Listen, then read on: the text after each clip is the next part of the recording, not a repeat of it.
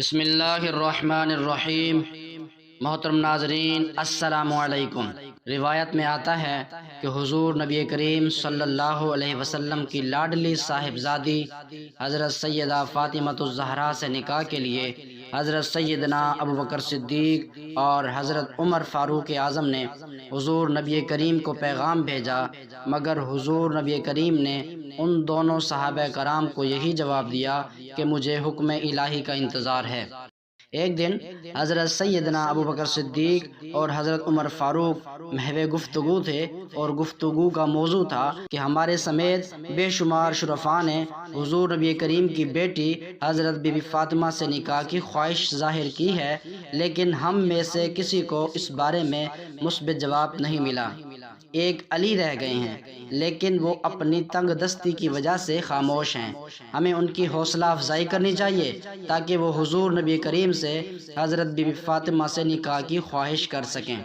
چنانچہ یہ حضرات اسی وقت حضرت علی المرتضیٰ کے گھر تشریف لے گئے تو انہیں پتہ چلا کہ حضرت علی المرتضیٰ اس وقت ایک دوست کے باغ کو پانی دینے کے لیے گئے ہوئے ہیں۔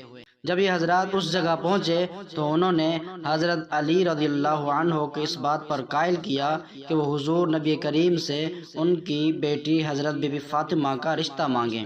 انہیں یقین ہے کہ حضور نبی کریم ان کی جان نثاری اور شرافت کی بنا پر انہیں اپنی بیٹی کا رشتہ دے دیں گے۔ حضرت علی نے ان اکابر صحابہ کی تحریک پر حضور نبی کریم کی خدمت میں حاضر ہو کر آپ سے حضرت بی بی فاطمہ سے نکاح کی خواہش کا اظہار کیا۔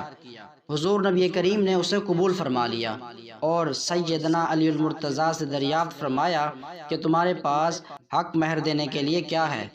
حضرت علی نے عرض کیا کہ اس وقت میرے پاس صرف ایک گھوڑا اور ایک ذرہ موجود ہے۔ حضور نبی کریم نے حضرت علی رضی اللہ عنہ سے فرمایا کہ تم جاؤ اور اپنی ذرہ کو فروخت کر دو اور اس سے جو رقم ملے وہ لے کر میرے پاس آ جانا۔ حضرت سیدنا علی المرتضیٰ نے ذرہ لی اور مدینہ منورہ کے بازار میں چلے گئے۔ آپ اپنی ذرہ لے کر بازار میں کھڑے تھے کہ حضرت عثمان غنی کا وہاں سے گزر ہوا۔ انہوں نے آپ رضی اللہ تعالیٰ عنہ سے یہاں کھڑے ہونے کی وجہ دریافت کی تو حضرت علی المرتضیٰ نے بتایا کہ وہ یہاں اپنی ذرہ فروخت کرنے کے لیے کھڑے ہیں۔ چنانچہ حضرت عثمان غنی نے وہ ذرہ 400 درہم میں خرید لی اور پھر وہ ذرہ حضرت علی المرتضیٰ کو تحفتاً دے دی۔ حضرت علی نے واپس جا کر تمام ماجرا حضور نبی کریم سے گوش گزار کیا۔ حضور نبی کریم نے حضرت سیدنا عثمان غنی کا یہ احسار دیکھ کر ان کے حق میں دعائے خیر فرمائی اور ذرہ کی رقم حضرت سیدنا ابوبکر صدیق کو دیتے ہوئے فرمایا کہ وہ اس سے حضرت بی بی فاطمہ الزہرا کے لیے ضروری اشیاء خرید فرمائیں۔ حضرت ابوبکر صدیق جب تمام اشیاء خرید کر لے آئے تو حضور نبی کریم نے خود حضرت علی اور حضرت بی بی فاطمہ الزہرا کا نکاح پڑھایا۔ حضرت سیدنا علی المرتضیٰ کا نکاح 1 ہجری میں ہوا۔ حضرت انس بن مالک سے مروی ہے کہ حضور نبی کریم نے حضرت علی المرتضیٰ کا پیغام سنا تو آپ پر وہ کیفیت طاری ہو گئی جو نزول وحی کے وقت ہوتی تھی۔ پھر کچھ دیر بعد آپ نے فرمایا، اللہ تعالیٰ نے مجھے بذریعہ وحی مطلع کیا ہے کہ میں اپنی لاڈلی بیٹی حضرت بی بی فاطمہ کا نکاح حضرت علی سے کر دوں۔ پھر حضور نبی کریم نے مجھے حکم دیا کہ تمام مہاجرین و انصار میں منادی کروا دو کہ وہ مسجد نبوی میں تشریف لائیں۔ چنانچہ مہاجرین و انصار کی ایک کثیر تعداد مسجد نبوی میں تشریف لائی اور حضور نبی کریم نے اپنی بیٹی بی بی فاطمہ الزہرا کا نکاح حضرت علی المرتضیٰ سے کر دیا۔